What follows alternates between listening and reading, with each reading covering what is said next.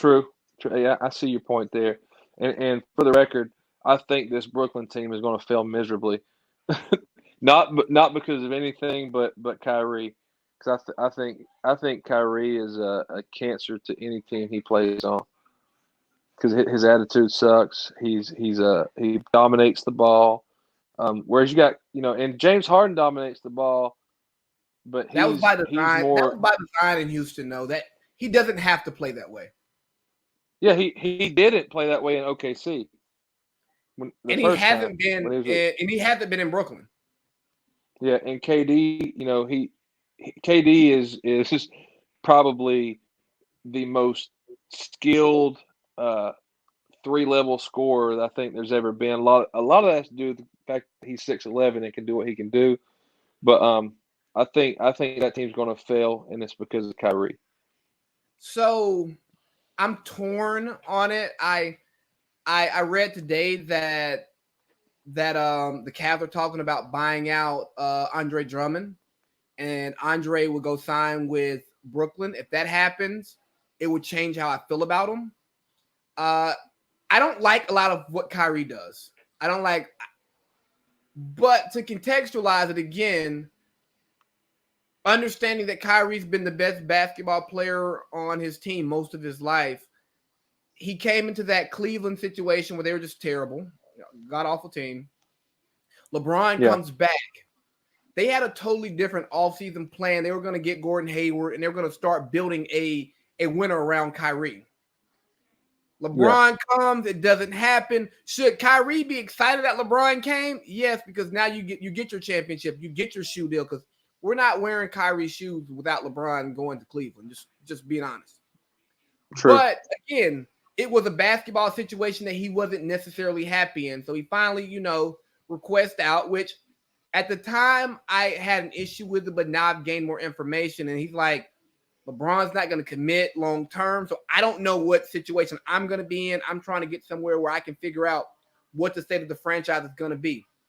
Request a trade. Yeah, He gets traded to Boston. Didn't want to go, but goes there. It doesn't work because why they make the deep playoff run without him. So Jason Tatum, Jaylen Brown are like, yeah, bro, you're good, but you're not gonna be sunning us. You see what we did without you in the playoffs. We took LeBron to Game 7 without you, and yeah, both of them have shown to be what they thought they were then. Jason Tatum just came off of NBA All NBA year, his first All Star game. Jaylen Brown right now at this day is looking better than Jason Tatum. and I And think I think Brad Stevens. I think Brad Stevens might be the best coach in the NBA. we're gonna get to that because I'm gonna push back on that one. All right. But now he's finally in a situation. Kyrie is in a situation that I think he wants to be in. So even though he did take that time away, which I didn't like how he handled it, I'm not gonna tell somebody not to take time off if they're whatever they're dealing with. Even him going out, that didn't bother me because you can want to go out with your friends and not want to go to work. Yeah. That could be a thing.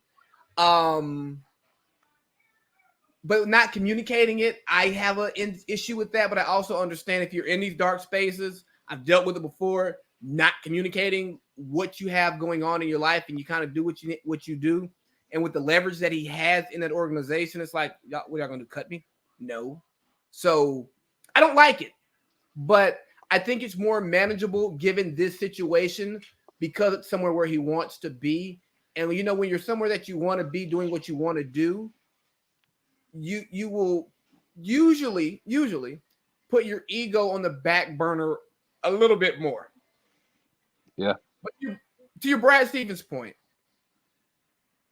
I think Brad Stevens is a really good coach. But I think that Brad Stevens has a way of coaching and he wants basketball to be played a certain way. And because he came from Jesus Christ, Butler. Butler. Yes, because he came from Butler, he's not used to dealing with great players.